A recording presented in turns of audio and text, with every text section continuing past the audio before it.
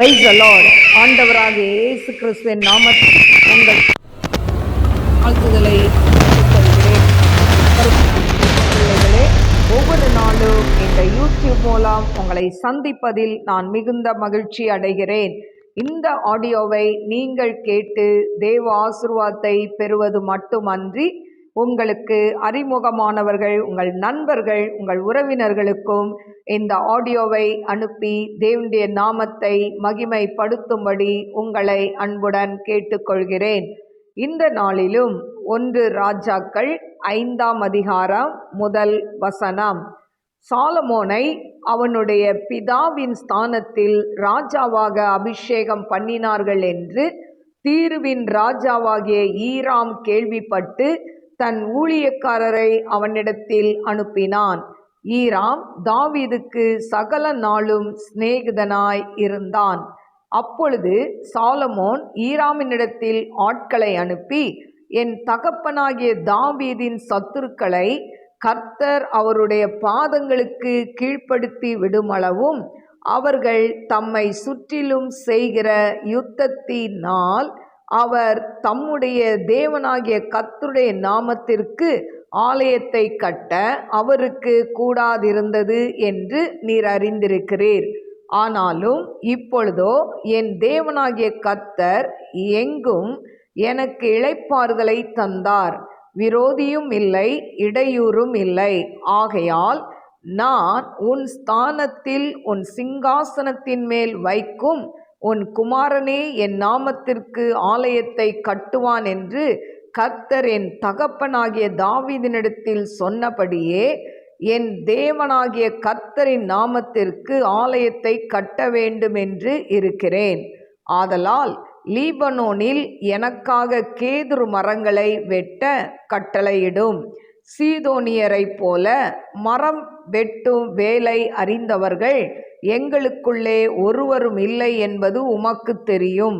அதற்காக என் வேலைக்காரர் உம்முடைய வேலைக்காரரோடே இருப்பார்கள். நீர் சொல்வதின்படியெல்லாம் உம்முடைய வேலைக்காரரின் சம்பளத்தை உமக்கு கொடுப்பேன் என்று சொல்லச் சொன்னான். ஈராம் சாலமோனின் வார்த்தைகளை கேட்டபோது மிகவும் சந்தோஷப்பட்டு அந்த ஏராளமான ஜனங்களை ஆளும்படி தாவீதுக்கு ஒரு ஞானமுள்ள குமாரனை கொடுத்த கர்த்தர் என்று ஸ்தோத்திரிக்கப்படுவாராக என்று சொல்லி ஈராம் சாலமோனிடத்தில் மனுஷரை அனுப்பி, நீர் எனக்கு சொல்லி அனுப்பின காரியத்தை நான் கேட்டேன். கேதுரு மரங்களுக்காகவும் தேவதாரு விருட்சங்களுக்காகவும் உம்முடைய விருப்பத்தின்படியெல்லாம் நான் செய்வேன். என் வேலைக்காரர் லீபனோனில் இருந்து அவைகளை இறக்கி கடலிலே கொண்டு வருவார்கள். அங்கே நான் அவைகளை தெப்பங்களாக கட்டி நீர் நியமிக்கும் இடத்துக்கு கடல் வழியாய் அனுப்பி அவைகளை அவிழ்த்து ஒப்புவிப்பேன். அங்கே நீர் அவைகளை ஒப்புக்கொண்டு என் ஜனங்களுக்கு ஆகாரம் கொடுத்து என் விருப்பத்தின்படி செய்ய வேண்டும் என்று சொல்ல சொன்னான். அப்படியே ஈராம் சாலமோனுக்கு வேண்டிய மட்டும் கேதுரு மரங்களையும் தேவதாரு விருட்சங்களையும் கொடுத்து கொண்டு வந்தான். சாலமோன் ஈராமின் அரண்மனைக்கு போஜனத்திற்காக 20,000 கலம் கோதுமையையும் இடித்து பிழிந்த ஒலிவ மரங்களின் 20 கல எண்ணெயையும் கொடுத்தான். இப்படி சாலமோன் ஈராமுக்கு வருஷந்தரம் கொடுத்து வந்தான். கர்த்தர் சாலமோனுக்கு சொல்லி இருந்தபடியே அவனுக்கு ஞானத்தை தந்தருளினார். ஈராமுக்கும் சாலமோனுக்கும் சமாதானம் உண்டாயிருந்து இருவரும் உடன்படிக்கை பண்ணி கொண்டார்கள். ராஜாவாகிய சாலமோன் இஸ்ரவேல் எல்லாரிலும் ஊழியத்துக்கு 30,000 அமஞ்சி ஆட்களை பிடித்தான்.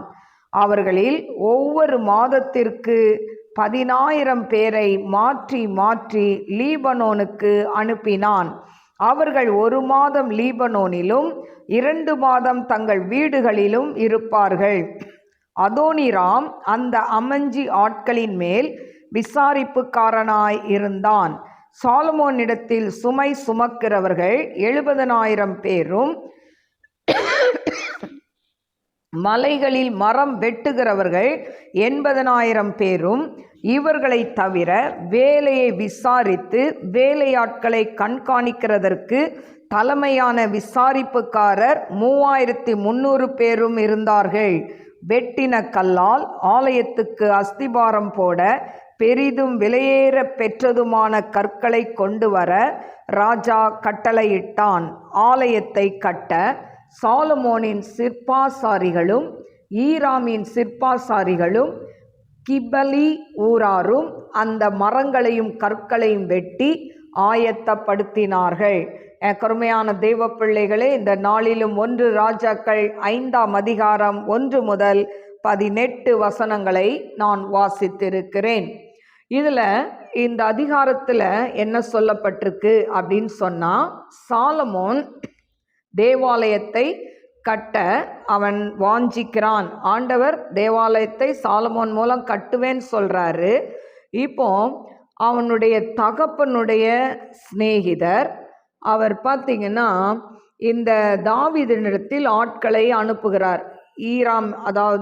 ஈராம் சொல்லி அவர் என்ன பண்ணுறாரு, அதாவது சாலமோன் கிட்ட ஆட்களை அனுப்பி இதை மாதிரி அவங்க அப்பா சிநேகிதராக இருந்ததெல்லாம் சொல்லும்போது இந்த சாலமோன் என்ன சொல்கிறான்னா, அவர் சொல்கிறார், எங்கள் அப்பா காலத்தில் அவர் சண்டை போட்டு அவர் என்ன பண்ணார், ஆலயத்தை கட்ட அவருக்கு முடியல, ஆனால் ஆண்டவர் என்னை கொண்டு கட்டுவேன்னு சொல்லியிருக்கிறாரு. இப்போ எனக்கு இளைப்பாறுதலை கொடுத்துருக்கிறாரு, எனக்கு தேசத்தில் விரோதியும் இல்லை இடையூறும் இல்லை அப்படின்னு சொல்லிட்டு நான் இப்போ ஆலயத்தை கட்ட விரும்புகிறேன், அதனால் நீங்கள் எனக்கு ஹெல்ப் பண்ணணும், லீபனோன்லேருந்து எனக்கு கேதுரு மரங்களை வெட்ட நீங்கள் கட்டளையிடணும் அப்படின்னு சொல்லி, இன்னும் சீதோனியரை போல மரம் வெட்டும் வேலை அறிந்தவர்கள் எங்கள் இதில் யாரும் இல்லைன்றது உமக்கு தெரியும், அதனால உங்கள் வேலைக்காரரோட எங்கள் வேலைக்காரரை அனுப்புகிறேன்,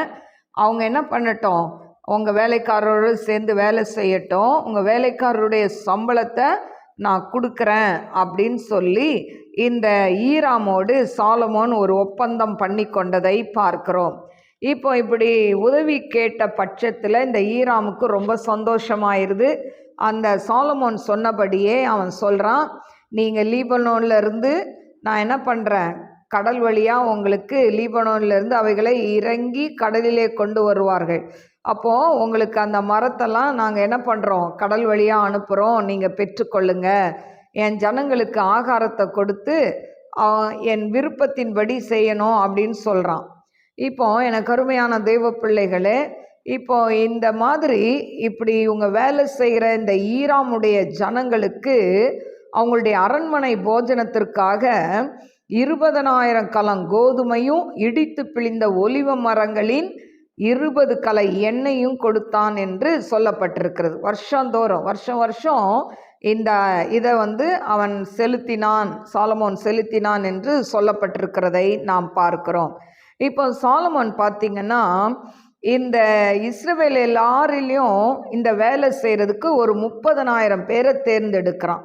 அதாவது இந்த 30,000 பேர் யாருன்னா அமஞ்சி ஆட்களை பிடித்தான் என்று சொல்லப்பட்டிருக்கு. அமஞ்சி அப்படின்னு சொன்னால் கூலி இல்லாமல் வேலை செய்கிறவங்க. இப்போ இப்படி இந்த கூலி இல்லாமல் வேலை செய்கிறவங்க ஒரு 30,000 பேரை தேர்ந்தெடுத்து இதில் ஒரு மாதத்துக்கு 10,000 பேரை அந்த லீபனோனுக்கு அனுப்புகிறான். இப்போ இவங்க ஒரு மாதம் லீபனோனில் இருக்கணும், 2 மாதம் அவங்க வீட்டில் இருப்பாங்க.